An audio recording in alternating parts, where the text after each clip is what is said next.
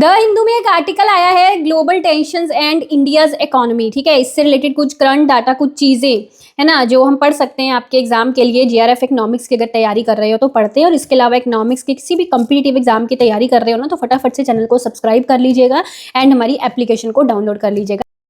India का physical system oil price के fluctuation से काफ़ी अफेक्टेड है। जब भी एक्सटर्नल शॉक्स आते हैं ना, स्पेशली एनर्जी प्राइसेस बढ़ते हैं तो ट्रांसपोर्ट कॉस्ट इंक्रीज हो जाती है और लोगों की जो स्पेंडिंग है ना वो कम हो जाती है। अब इसमें एक चीज़ और इम्पॉर्टेंट देखिए कि कंट्री अपनी क्रूड ऑयल का लगभग 85 to 87% जो है वो इम्पोर्ट करता है, जिससे ये सीधे तौर पे एक्सटर्नल एनर्जी शॉक्स के लिए इंडिया वल्नरेबल हो जाता है।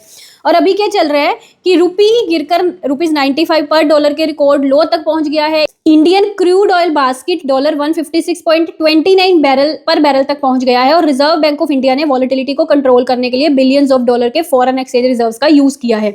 अब यहाँ पे कुछ डाटा है जो आपके एग्जाम के लिए इंपॉर्टेंट है। देखिए, जो बजट एस्टिमेट्स आपके 2026-27 के है उसके अकॉर्डिंग देखिए, ये देखना है मुझे बजट एस्टिमेट्स 26-27। इसमें ये जो ब्लू फिगर दी गई है, कैपिटल एक्सपेंडिचर 22.8% दे रखा है, और आपका जो है रेवेन्यू एक्सपेंडिचर जो है 67.9% दे रखा है। ठीक है, ग्रांट्स इन एड जो है, ग्रांट्स इन एड कैपेक्स 9.2%। अब ना आपको इन सबके मतलब पता होने चाहिए, क्या होता है capital expenditure, grants in aid, revenue expenditure, है ना, इन सबके मीनिंग मेरे जो एप्लीकेशन पर पब्लिक इकोनॉमिक्स का डिटेल्ड लेक्चर है उसमें ये बहुत अच्छे से करवाया गया हुआ है और इसकी एग्जाम्पलें भी आपको सारी दी हुई हैं।